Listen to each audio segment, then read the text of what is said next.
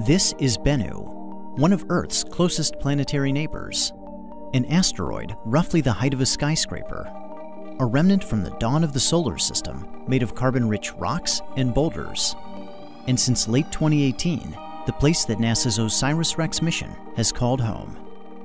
When OSIRIS-REx arrived, it began wrapping Bennu in a complex web of observations, starting with a preliminary survey of its size, shape, mass, and spin.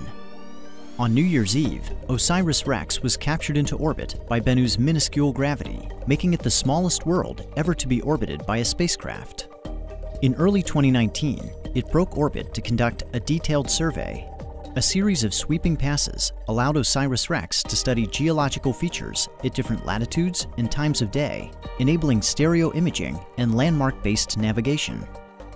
During the detailed survey, OSIRIS-REx globally mapped Bennu at only 5 centimeters per pixel, the highest resolution of any planetary body, including Earth.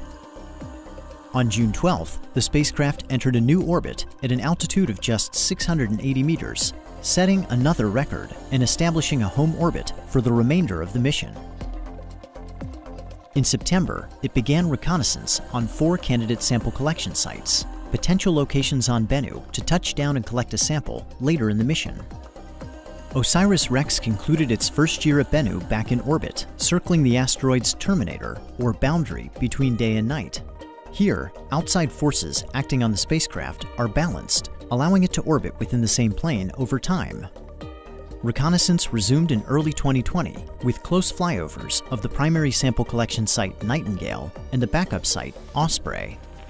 In mid-April, OSIRIS-REx performed the first of 2 rehearsals prior to sample collection. It navigated to a predetermined checkpoint about 125 meters above Bennu, then descended to within 65 meters before backing away. After the checkpoint rehearsal, OSIRIS-REx flew one final reconnaissance sortie over Site Osprey. Then it made a series of high-altitude maneuvers while rebooting its onboard processor and preparing for its second rehearsal of the sample collection event. On August 11th, OSIRIS-REx departed its home orbit and made a 4-hour traverse to Bennu's northern hemisphere, retracing its earlier path.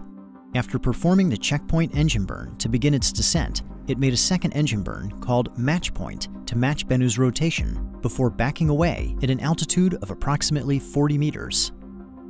Now, the most crucial moment of the mission had arrived. On October 20th, 2020, at approximately 11:30 a.m. Mountain Time, the spacecraft departed orbit. A few hours before, mission controllers on Earth had sent the commands for the touch-and-go sample collection maneuver, or TAG. As they watched with anticipation, OSIRIS-REx steered itself to sample site Nightingale, maneuvering toward the small crater at the walking pace of a spider. At 4:11 p.m., the mission received confirmation. OSIRIS-REx had touched down and collected its sample. Following TAG, the spacecraft drifted to a safe distance away from Bennu. By the end of October, mission controllers determined that it had exceeded its goal of collecting 60 grams of asteroid material. They directed it to stow the sample in preparation for return to Earth. Before departing Bennu, OSIRIS-REx was given one final task. On April 7th, it flew over Site Nightingale to observe how the sample collection event had changed the surface. And with that, OSIRIS-REx had recorded its mark on Bennu and spun the last strand of its web.